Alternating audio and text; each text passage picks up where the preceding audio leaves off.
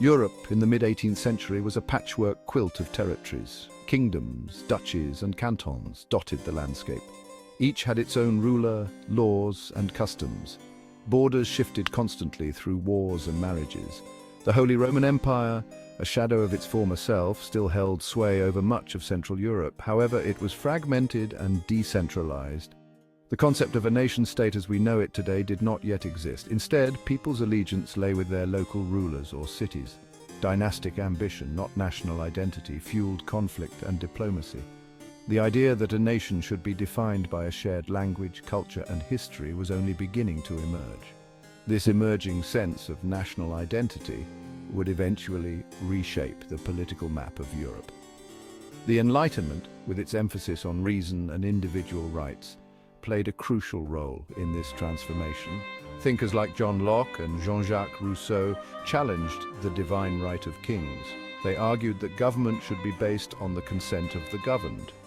This revolutionary idea planted the seeds for future upheavals. The Habsburg Empire exemplified the complex tapestry of 18th century Europe. This sprawling empire, ruled from Vienna, encompassed a vast array of ethnicities, languages, and religions. Germans, Hungarians, Czechs, Italians, Poles, and others lived under Habsburg rule. Each group possessed its own distinct culture and history. The Habsburgs, through strategic marriages and military victories, had amassed a vast but unwieldy empire. Maintaining unity within this diverse realm proved a constant challenge. The emperors relied on a complex system of alliances and concessions. They granted limited autonomy to some regions while imposing their will on others. This balancing act grew increasingly precarious as the 18th century progressed. The rise of Enlightenment ideals fueled calls for greater autonomy and self-determination. Nationalist sentiments began to stir among the empire's diverse subjects. The Habsburg Empire, like the old order it represented, was ill-equipped to handle the forces unleashed by these new ideologies. While kings and queens grappled for power, a profound transformation was underway in the economic sphere. The Industrial Revolution, which began in England, began to spread across Europe. Factories sprouted up in cities, drawing people from rural areas seeking work. This led to the growth of a new social class, the industrial working class. Alongside this working class, a new middle class emerged. This group consisted of factory owners, merchants, bankers, and professionals. They benefited from the burgeoning industrial economy. They amassed wealth and challenged the traditional dominance of the landed aristocracy. This new middle class, with its economic clout, yearned for political power to match. The rise of industrial capitalism had a profound impact on European societies. It created new social divisions, fueled urbanization, and led to unprecedented economic growth. It also created new problems. These problems included poverty, inequality, and environmental degradation. These issues would become central concerns for social reformers and revolutionaries in the decades to come. The late 18th and early 19th centuries witnessed the rise of a powerful new ideology, liberal nationalism. This potent blend of Enlightenment ideals and romantic notions of shared heritage resonated deeply with the emerging middle class. Liberalism championed individual rights, constitutional government, and free markets. Nationalism emphasized shared language, culture, and history as the basis for political unity. Liberal nationalists argued that each nation should have its own independent state. They believed that a nation-state would best represent the interests of its people. This idea proved particularly appealing in regions like Italy and Germany.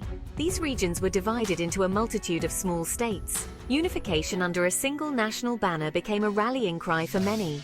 The French Revolution provided a powerful example of liberal nationalism in action. The revolutionaries overthrew the monarchy and proclaimed a republic based on the principles of liberty, equality, and fraternity. The French example inspired similar movements across Europe. It showed that popular uprisings could topple old regimes and reshape the political map. The French Revolution and the subsequent Napoleonic Wars upended the European order. Napoleon Bonaparte's armies swept across the continent. They spread the ideals of the French Revolution and challenged the power of established monarchies. Napoleon's conquests redrew borders, abolished feudal privileges, and imposed the Napoleonic Code. This code was a legal system that enshrined many Enlightenment principles. However, Napoleon's triumphs were short-lived. A coalition of European powers, led by Great Britain, Austria, and Russia, ultimately defeated him in 1815. The victorious powers convened at the Congress of Vienna to restore order and prevent future revolutions. Their aim was to turn back the clock to the pre-revolutionary era. The Congress of Vienna restored many of the old dynasties and redrew the map of Europe. They sought to suppress liberal and nationalist sentiments. The diplomats at Vienna aimed to create a balance of power that would prevent any one state from dominating the continent. However, they could not erase the ideas unleashed by the French Revolution. The spirit of nationalism, once awakened, proved impossible to extinguish. Despite the efforts of the conservative powers, the quest for national unification and liberal reforms continued underground. Secret societies and revolutionary groups proliferated, spreading their message through clandestine meetings and underground publications. These movements drew inspiration from the French Revolution, the Enlightenment, and romantic ideals of national awakening. One of the most influential figures in this clandestine world was the Italian nationalist Giuseppe Mazzini. Forced into exile for his revolutionary activities, Mazzini founded the Young Italy movement in 1831. His goal was to liberate the Italian peninsula from foreign rule and unite it into a single independent nation. Mazzini's writings and speeches, imbued with passionate rhetoric and romantic nationalism, resonated widely among Italian intellectuals and patriots. He envisioned a Europe where each nation, free from foreign domination, could fulfill its unique destiny. His ideas helped to keep the flame of Italian unification alive.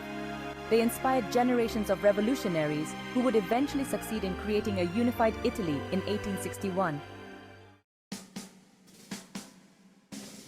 The push for nation-states in Europe during the mid-18th century was more than just a political movement. It was fueled by a profound shift in how people viewed themselves and their place in the world. The rise of national consciousness, a sense of belonging to a distinct community with a shared language, history, and culture, played a crucial role in this transformation. This growing sense of national identity was fostered by various factors. These factors included the spread of literacy, the standardization of languages, and the romanticization of the past. As more people learned to read and write in their native tongues, they developed a stronger sense of connection to their linguistic communities. Historians and poets glorified the past, creating narratives of shared national glory and suffering that resonated with people across social classes. The printing press played a pivotal role in disseminating these ideas. Newspapers, pamphlets, and books, now printed in vernacular languages, reached a wider audience than ever before. This shared cultural experience, disseminated through print media, helped to create a sense of imagined community among people who might never meet face to face, but who nonetheless came to see themselves as part of the same nation. The power of shared identity, language, and culture. Language in particular became a potent symbol of national identity. In many parts of Europe, different dialects and languages coexisted within the same territories. As nationalist sentiments grew, so too did the desire for linguistic unity. Linguists and educators sought to standardize languages, codify grammar, and create national dictionaries. This standardization of language facilitated communication, fostered a sense of shared identity, and paved the way for the creation of national literatures. Cultural movements also played a crucial role in fostering national consciousness. Romantic artists, writers, and composers drew inspiration from folk traditions, myths, and legends. They celebrated the unique spirit of their respective nations.